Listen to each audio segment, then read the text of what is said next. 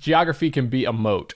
Like, okay, it's harder to scale a local brick and mortar business or piece of real estate, but really you don't have to. You got an area that's a couple miles around where that's where this business lives, and that's real estate. So, and I think that there's a really interesting distinction here. And I play in commercial real estate, meaning, commercial real estate is anything that's non-residential. Nobody lives in it. That's offices, that's medical offices, that's, self-storage, industrial warehouses, all these different asset classes. I'm in self-storage.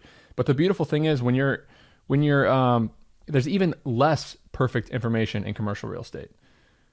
Residential real estate, you kind of know what the comps are. You see 3-bedroom house on this corner trade for this much. That means that the 3-bedroom houses on the similar corner will trade for a similar amount. And that's actually how banks value real estate too. It's all on comps, what somebody else paid for a certain piece of real estate. Now, this is not counting multifamily, duplex on up, but single family homes can be awesome investments. They're really tax efficient. You can get depreciation, bonus depreciation especially.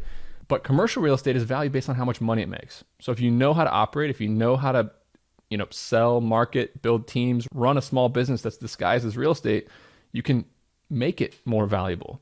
You buy a self-storage facility, it's making $100,000 a year. It's worth, $1.2 million. But if you market better, bring in more tenants, make it cleaner, make it more desirable so that you can raise the rents, get more profit, maybe cut costs by having an outsourced workforce, you can make $200,000 a year, and then it's worth over $2 million. So that's called forced appreciation. And that's the unique thing about commercial real estate instead of, single family rentals. Another thing, time is on your side in real estate. Distraction is the best thing in the world. If you buy a property, you manage it well and hold on to it for 10 years, it's really, really hard for things not to go well for you. Before you go, we have a new sponsor of the show, recostseg.com. And if you bought a piece of real estate, you need to get a cost segregation study done. It's what allows you to get all that sweet, sweet bonus depreciation. And it's how real estate investors like me and many others pay almost nothing in taxes on an annual basis. You can cost seg a single family rental, a short-term rental, or a large commercial property.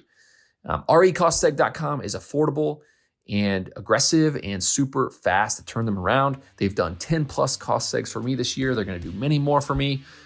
Visit recostseg.com to learn more.